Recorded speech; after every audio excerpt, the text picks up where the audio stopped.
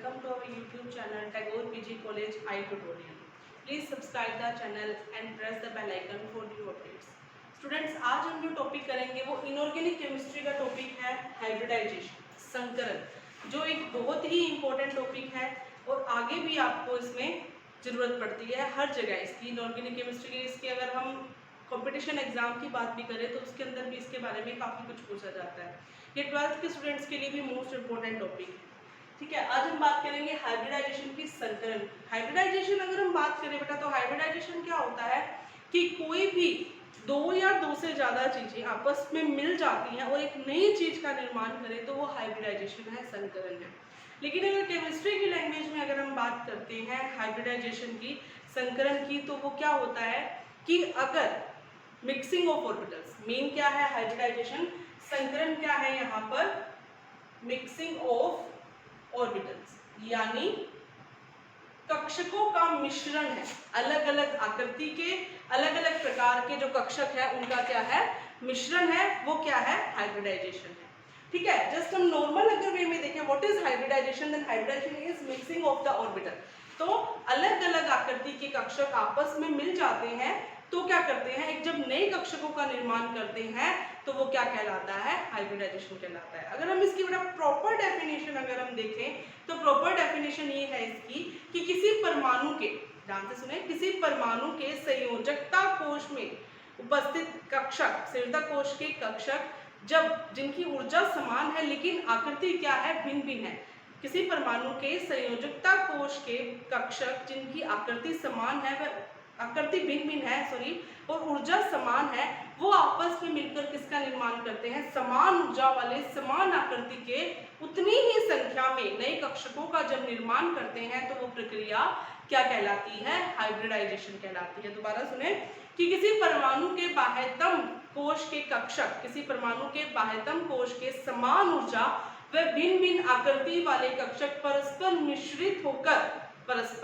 मिश्रित होकर उतनी ही संख्या में समान ऊर्जा और समान आकृति परंतु भिन्न विन्यास, यानी उसका जो ओरिएंटेशन होगा वो क्या होगा, अलग होगा, भिन्न विन्यास वाले क्या बनाते हैं, नए कक्षक बनाते हैं, वो क्या कहलाता है, हाइब्रिडाइजेशन कहलाता है। अगर हम नॉर्मल देखें तो क्या है, मिक्सिंग ऑफ ऑर्बिटल्स, यानी कक्षकों का जो मिश्रण है वो क्या है, हाइब्रिडाइजेशन है, संकरण है। अब हम बात करते हैं बेटा कि हाइब्रिडाइजेशन के कुछ नियम भी हैं कि किस प्रकार के कक्षक हाइब्रिडाइजेशन हो सकता है और क्या हाइब्रिडाइजेशन में क्या पार्टिसिपेट होता है, क्या नहीं होता है। तो उसके कुछ 2 या 3 नियम है। सबसे पहला नियम ये है कि अगर जो कक्षक पार्टिसिपेट कर रहे हैं हाइब्रिडाइजेशन के अंदर, वे कक्षक जो संकरण में भाग ले रहे हैं, वे कक्षक उनकी क्वांटम संख्या लगभग क्या होनी चाहिए, समान होनी चाहिए। सेकेंड बात ये आती है कि हाइब्रिडाइजेशन में कक्षक पार्टिसिपेट करते हैं, ऑर्बिटल पार्टिसिपेट करते हैं, कक्षक भाग लेते हैं, इलेक्ट्रॉन नहीं। इसीलिए जो हाइब्रिडाइजेशन है उसके अंदर पूर्णपूरित, अर्धपूरित और वैकेंट ऑर्बिटल, पूर्णपूरित, अर्धपूरित और रिक्त कक्षक, फुल फिल्ड, हाफ फिल्ड और वैकेंट ऑर्बिटल जो है बेटा वो भी क्या कर सकते हैं, पार्टिसिपेट कर सकते हैं। और थर्ड और मोस्ट इंपोर्टेंट चीज कि जितने कक्षक पार्टिसिपेट कर रहे हैं हाइब्रिडाइजेशन के अंदर उतने ही कक्षक नए संख्या में बनेंगे। ऐसा नहीं है कि 3 कक्षक पार्टिसिपेट करेंगे और 4 नए कक्षक बन जाते, नहीं, बनने वाले जितने कक्षक पार्टिसिपेट करते हैं टोटल नए बनने वाले कक्षकों की संख्या भी समान होती है और उनकी जो पार्टिसिपेट कर रहे हैं कक्षक, उनकी ऊर्जा में थोड़ा बहुत डिफरेंस हो सकता है, लगभग समान ऊर्जा वाले होते हैं, थोड़ा बहुत डिफरेंस उनके बीच में हो सकता है, लेकिन उनकी जो आकृति है वो भिन्न भिन्न हो सकती है जब वो मिश्रित हो रहे हैं उससे पहले। लेकिन जब वो मिश्रित हो जाते हैं, जब वो हाइब्रिडाइज्ड हो जाते हैं तो उनकी ऊर्जा भी समान हो जाती है और उनका जो आकार है, जो आकृति है वो भी क्या हो जाती है, समान हो जाती है। और डिफरेंट क्या रहता है, भिन्न क्या रहता है, उनका विन्यास, उनका अभिविन्यास, उनका ओरिएंटेशन जो है वो क्या रहता है, डिफरेंट रहता है। ठीक है बेटा, ये था हाइब्रिडाइजेशन की डेफिनेशंस और कुछ रूल। इससे एक क्वेश्चन उठता है कि जो संकरित कक्षक होते हैं, यानी हाइब्रिडाइजेशन के बाद जो नए कक्षक बनते हैं बेटा, उनका जो है वो स्ट्रॉन्ग ओवरलैपिंग होती है, कि वो संकरित कक्षक होते हैं उनसे बनने वाले जो बंध होते हैं वो मजबूत क्यों होते हैं। ये बहुत इंपॉर्टेंट क्वेश्चन है और एमजीएससी वाले जो स्टूडेंट्स हैं बेटा उनके पेपर में ये आता भी है कि जो संकरित कक्षक होते हैं वो मजबूत बंध बनाते हैं क्यों। Hybridized orbital form strong bond why. तो इसका रीजन बेटा ये होता है कि जब कक्षक संकरित होते हैं तो ऊर्जा निकलती है, तो इतनी ऊर्जा मुक्त संकरण उसी दिशा में होता है जहां एक प्रभावी अतिव्यापन हो। प्रभावी अतिव्यापन के कारण क्या होता है बेटा कि ऊर्जा उतनी ही ज्यादा में क्या होती है, मुक्त होती है, जिसके कारण हाइब्रिडाइजेशन के बाद भी उनकी एनर्जी मिलती रहती है, जिसके कारण वो क्या हो जाते हैं, स्ट्रॉन्ग बॉन्ड जो है वो क्या करते हैं, फॉर्म करते हैं। ये तो था छोटा सा इसका एग्जांपल, सॉरी क्वेश्चन था। अब हम देखते हैं टाइप्स ऑफ हाइब्रिडाइजेशन। संकरण के प्रकार। संकरण के प्रकारों की बात करें तो बेटा अब यहाँ पे हम देखते हैं सबसे पहले आता है sp हाइब्रिडाइजेशन, सेकंड इसके अंदर आता है sp2, थर्ड इसके अंदर बेटा आता है sp3, फोर्थ आता है इसके अंदर sp3d, फिफ्थ आता है sp3d2, सिक्स्थ आता है sp3d3। ये 6 जो हाइब्रिडाइजेशन है बेटा अभी हम इसके अंदर पढ़ेंगे। बाकी जो हाइब्रिडाइजेशन मेन तो यही हाइब्रिडाइजेशन है, उसके अलावा बेटा एक जो हाइब्रिडाइजेशन बचते हैं लाइक DsP2 है, वो सब कोऑर्डिनेशन कंपाउंड्स के अंदर आते हैं। ये जो हाइब्रिडाइजेशन पढ़ रहे हैं ये कॉमन हाइब्रिडाइजेशन है जो हम मेनली सभी के अंदर पढ़ते हैं। अब हम सबसे पहले बात करेंगे बेटा इसके अंदर sp हाइब्रिडाइजेशन की, sp संकरण की।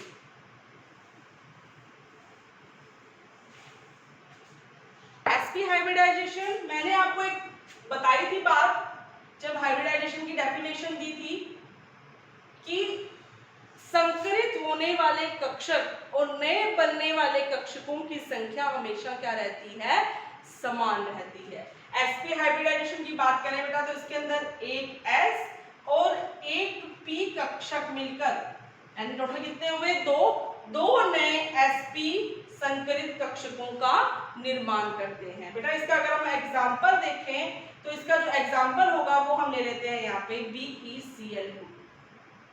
BeCl2 का अगर हाइब्रिडाइजेशन देखें तो Be की क्या होती है 4 1s2 2s2। ठीक है, हमें चाहिए ये थी, मैं यहाँ पे बना रही हूँ उसकी ग्राउंड स्टेट, निम्नतम अवस्था। p कक्षक में मैं सिर्फ 2s ऑर्बिटल ले रही बेटा यहाँ पर हम बनाएंगे इसका p कक्षक जो हमारे पास क्या है, वैकेंट है ग्राउंड स्टेट के अंदर।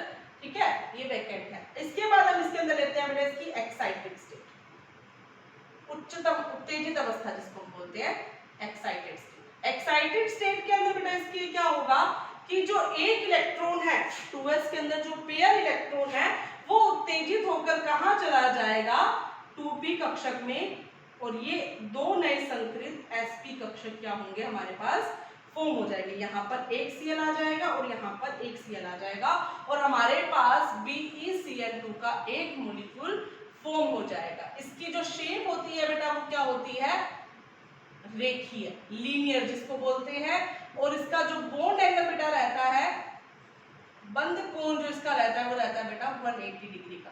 ये शेप इस प्रकार की बनती है। ठीक है, ये एग्जांपल था हमारा sp हाइब्रिडाइजेशन का। अब हम बात करते हैं सेकंड बेटा इसके अंदर sp2 हाइब्रिडाइजेशन की। ठीक है, अब हम बात करते हैं इसके अंदर sp2 हाइब्रिडाइजेशन की, जिसके अंदर टोटल कितने कक्षक भाग ले रहे हैं, 3 कक्षक जो टोटल है बेटा इसके अंदर क्या ले रहे हैं, भाग ले रहे हैं sp2 हाइब्रिडाइजेशन।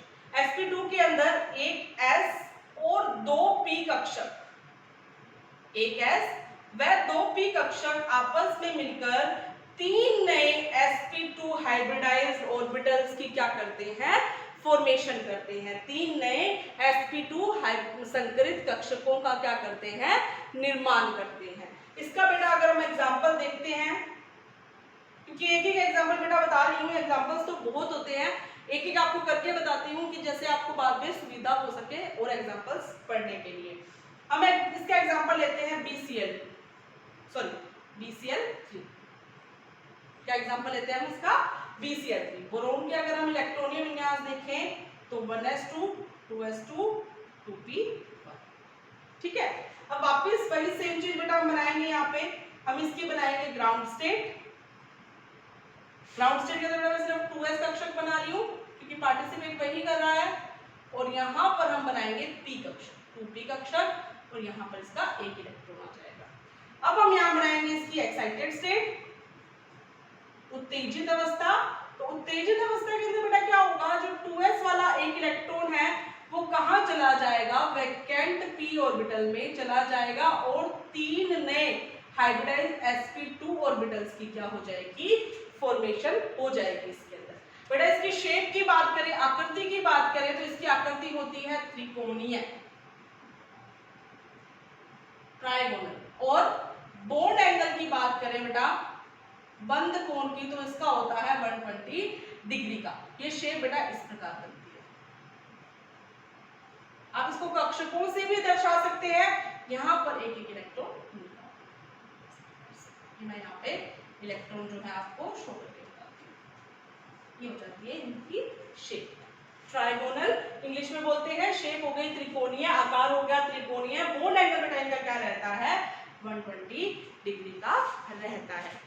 ठीक है, अब बेटा हम बात करते हैं इसके अंदर थर्ड की sp3 हाइब्रिडाइजेशन।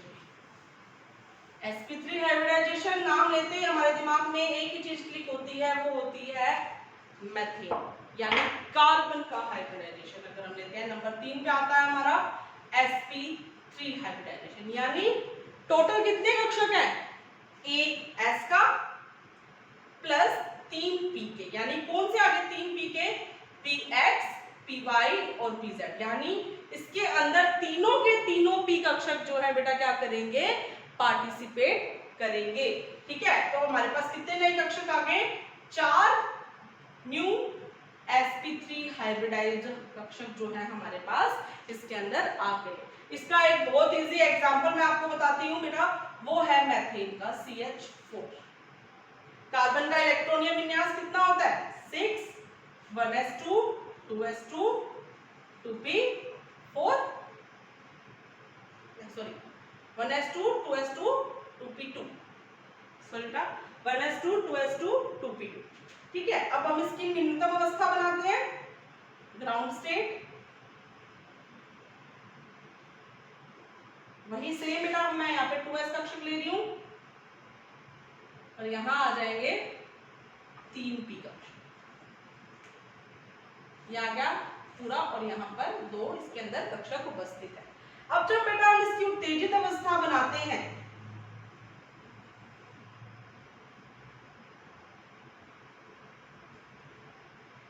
एक्साइटेड स्टेट हम बनाएंगे, तो बेटा क्या होगा, जो 2s वाले इलेक्ट्रॉन है वो कहां चले जाएंगे, जो 2p का बचा हुआ एक कक्षक हमारे पास उपस्थित है, 2p का बचा हुआ एक कक्षक जो है बेटा हमारे पास उपस्थित है, उसको हम क्या कर देंगे, इसके अंदर डाल देंगे एक इलेक्ट्रॉन। तो हमारे पास 4 नए हाइब्रिडाइज्ड sp3 कक्षक जो है वो हमारे पास क्या हो जाएंगे, फॉर्म्ड हो जाएंगे इसमें।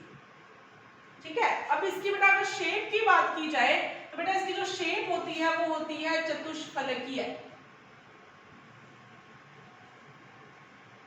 टेट्राहेड्रल। और इसकी बॉन्ड एंगल की बेटा बात की जाए तो वो होता है 109 डिग्री 28 मिनट। आकृति बेटा इसकी इस प्रकार से बनती है, क्या गया कार्बन,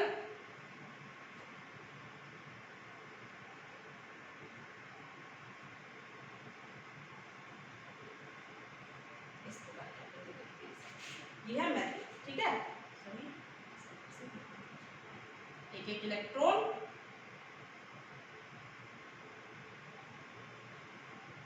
ये हो गया आकृति मेथेन की चतुष्फलकीय। ये थे 3 हाइब्रिडाइजेशन स्टार्टिंग वाले जिसके अंदर d ऑर्बिटल का पार्टिसिपेशन नहीं था।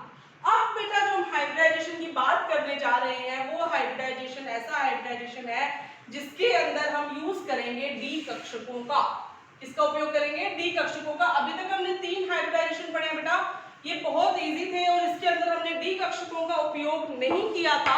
लेकिन बेटा अब जो हम हाइब्रिडाइजेशन पढ़ रहे हैं उसके अंदर हम डी कक्षकों का उपयोग करेंगे। और कौन से डी कक्षक? 3D कक्षकों का, क्योंकि अभी नजदीक वाले कक्षक वही हैं। आगे बड़े कक्षकों में भी यूज कर सकते हैं, आगे हम यूज करेंगे उसके अंदर। नेक्स्ट बेटा फोर्थ जो हाइब्रिडाइजेशन इसके अंदर आता है वो आता है sp3d। कौन सा? sp3d, यानी एक s कक्षक प्लस 3p कक्षक प्लस 1d कक्षक। कितने हो गए टोटल? 1 2 और 3 5, यानी ये मिलके 5 न्यू sp3d हाइब्रिडाइज्ड ऑर्बिटल की क्या करते हैं? फॉर्मेशन करते हैं। देखो बेटा मैंने आपको डेफिनेशन के अंदर बताया था कि जितने कक्षक संकरण में भाग लेंगे बनने वाले नए कक्षकों की संख्या भी उतनी ही होगी। यहाँ पे 5 कक्षक पार्टिसिपेट कर रहे हैं और बनने वाले नए कक्षकों की संख्या भी क्या है? क्या है? 5 है। यानी नए बने और भाग लेने वाले दोनों कक्षक जो हैं वो क्या होने चाहिए? समान होने चाहिए। उनका जो नंबर है वो क्या होना चाहिए? समान होने चाहिए। बेटा इसका एग्जांपल जो हम लेते हैं वो लेते हैं PCl5। बेटा PF5 भी इसका एग्जांपल आप ले सकते हो, लेकिन अब यहाँ पे हम लेके चलते हैं PCl5 का। PCl5 की बात करें तो फास्फोरस का कितना होता है? 15, 1s2 2s2 2p6, कितने हो गए? 10, 3s2 3p3।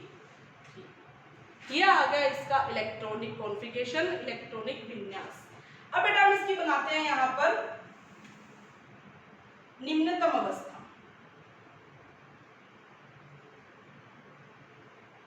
बेटा इसके अंदर हम, क्योंकि ये हमारे पास क्या आ गया? एक स्टेबल कॉन्फ़िगरेशन, 8 इलेक्ट्रॉन कंप्लीट है, तो बेटा पार्टिसिपेट इसके अंदर करेंगे 3s और 3p कक्षक। 2s और 2p फुलफिल्ड है, तो ये बेटा इसके अंदर पार्टिसिपेट नहीं करेंगे।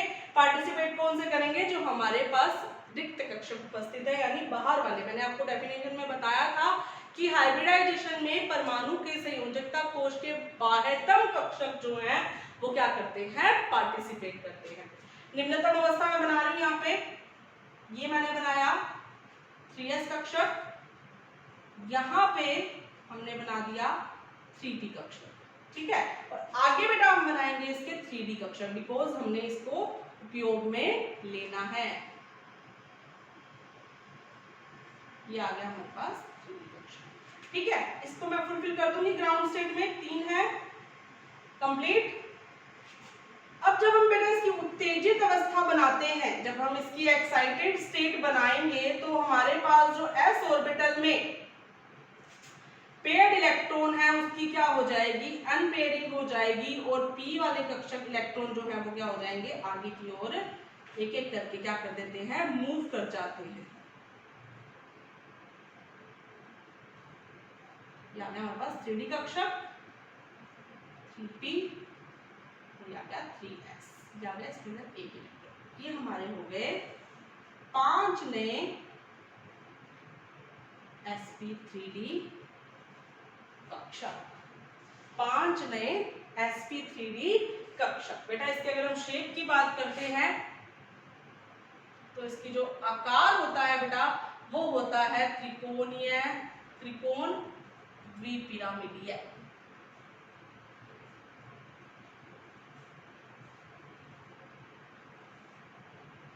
ट्राइगोनल बाइपिरामिडल शेप बनती है बेटा इस प्रकार की।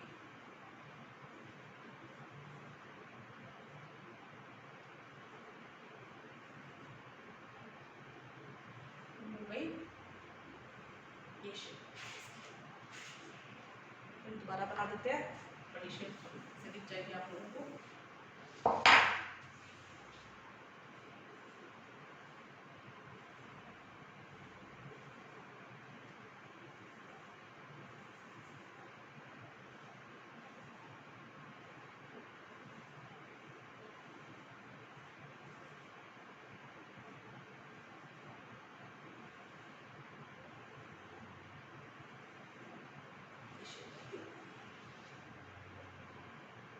ठीक है, ये है त्रिकोण द्विपिरामिडीय ट्राइगोनल बाइपिरामिडल शेप इसकी बनती है। इसके ही साथ साथ मेरा एक क्वेश्चन उठता है कि मैंने आपको बोल दिया PCl 5 और PF 5 इसके एग्जांपल है, PBr 5 PI 5 ये सब इसके एग्जांपल हैं। लेकिन एक क्वेश्चन बनता है PCl 5 की फॉर्मेशन तो हमने कर दी इसके अंदर जो मैंने आपको बताई है, लेकिन NCl 5 जो है वो फॉर्म्ड नहीं होता, क्यों? एक रीजन है इसका। क्वेश्चन उठता है बेटा कि PCl 5 का तो निर्माण होता है लेकिन NCl 5 का नहीं, क्यों? तो बेटा इसका रीजन क्या है? इसका रीजन ये है कि फास्फोरस के अंदर क्या उपस्थित होते हैं, वैकेंट d ऑर्बिटल जो है वो उपस्थित होते हैं, रिक्त d कक्षक उपस्थित होते हैं, जिसके कारण PCl 5 का निर्माण होता है। जबकि नाइट्रोजन के अंदर क्या उपस्थित होता है, अर्धपूरित p कक्षक है और d कक्षक उपस्थित नहीं होता है, जिसके कारण NCl 5 का निर्माण हम नहीं कर सकते हैं। ये एक इंपॉर्टेंट क्वेश्चन है, किसी पे था तो मैंने आपको बता दिया कि PCl 5 का निर्माण होता है लेकिन NCl 5 का नहीं।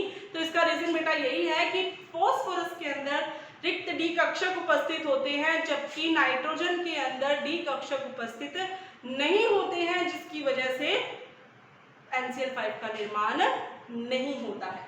ये था। नेक्स्ट हम बात करते हैं बेटा, नेक्स्ट जो हमारा हाइब्रिडाइजेशन आएगा वो हमारा आता है sp3d2। नेक्स्ट जो हमारा हाइब्रिडाइजेशन है बेटा वो है sp3d2। नंबर 5 है sp3d2। कितने हो गए टोटल देखते हैं हम। एक s कक्षक, तीन p कक्षक प्लस 2 d कक्षक मिश्रित होकर कितने हो गए, 3 2 5 और 1 6 नए sp3d2 कक्षकों का निर्माण करते हैं। इसका बेटा जो हम एग्जांपल देखते हैं वो एग्जांपल इसका हम एक लेते हैं SF6 का। इसका एग्जांपल लेते हैं SF6 का एग्जांपल लेते हैं। सल्फर का अगर हम इलेक्ट्रॉनिक कॉन्फ़िगरेशन देखें 16 1s2 2s2 2p6 3s2 3p4, ये इसका इलेक्ट्रॉनिक कॉन्फ़िगरेशन है। मैं इसकी बना रही हूं बेटा ग्राउंड स्टेट। वही चीज मैं सेम ये वाला ऑर्बिटल यूज नहीं करेंगे बिकॉज फुलफिल्ड है। बाह्य कक्षक जो है वो क्या होंगे, इसके अंदर यूज होंगे, तो हम इसके अंदर बना रहे हैं 3s कक्षक। यहां मैं बना देती हूं 3p और आगे मैं बनाऊंगी 3d कक्षक।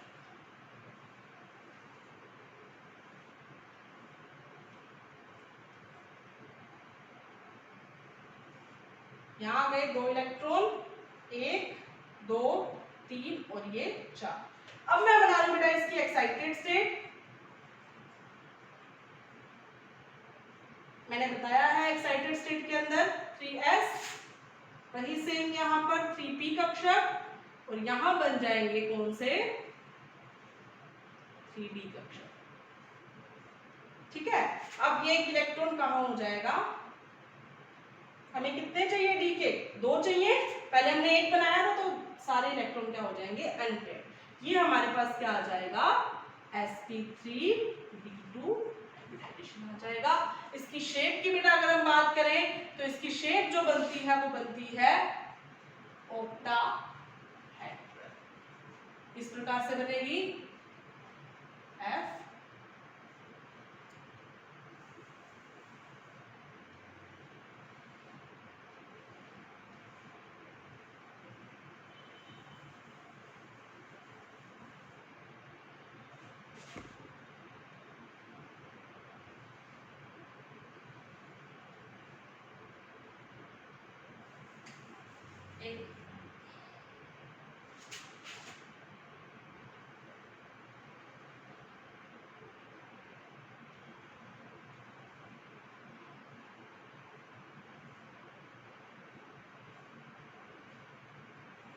ये होगी हमारी बेटा ऑक्टाहेड्रल शेप इसकी sp3d2 SF6 की। अब बेटा जो हम नेक्स्ट हाइब्रिडाइजेशन करने जा रहे हैं वो है हमारा लास्ट हाइब्रिडाइजेशन, जिसके अंदर हम यूज करेंगे 3D कक्षकों का।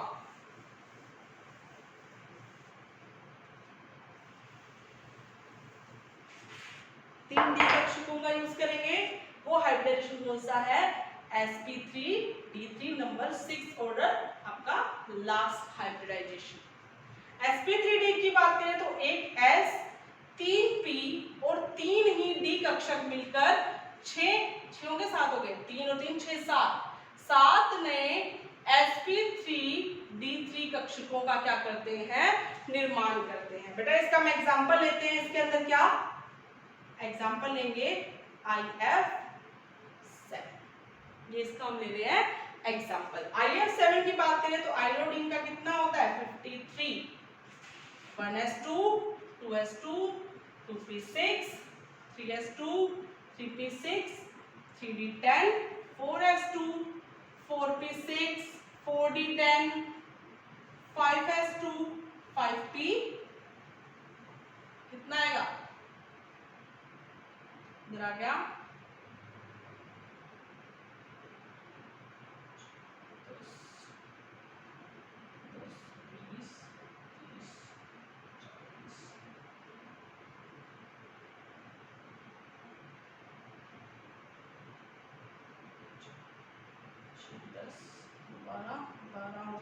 18 10 28 28 और 2 30 और 6 36 और 10 46 और 2 46 और 2 48 और 5p 3 है ना, ठीक है 5p5। अब मैं बना रही हूँ यहाँ पे इसकी ग्राउंड स्टेट। ठीक है बेटा, ग्राउंड स्टेट में बना रही हूँ इसकी, तो इसके अंदर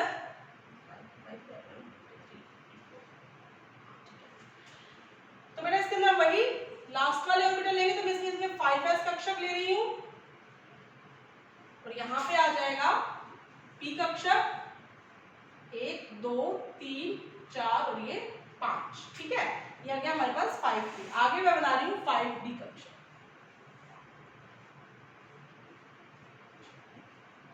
एक्साइटेड स्टेट अगर हम लेते हैं बेटा इसकी,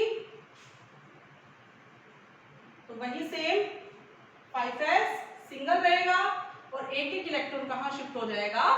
डी कक्षक में शिफ्ट हो जाएगा।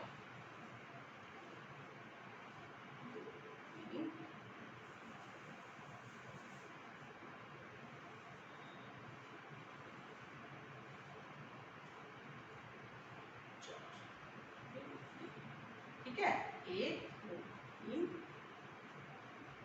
हो गए। ये आ गया हमारे पास sp3d3 हाइब्रिडाइजेशन। इसकी जो बेटा शेप रहती है वो रहती है पेंटागोनल बाइपिरामिड, पंचकोणीय द्विपिरामिडीय। ये शेप बनेगी बेटा इसकी IF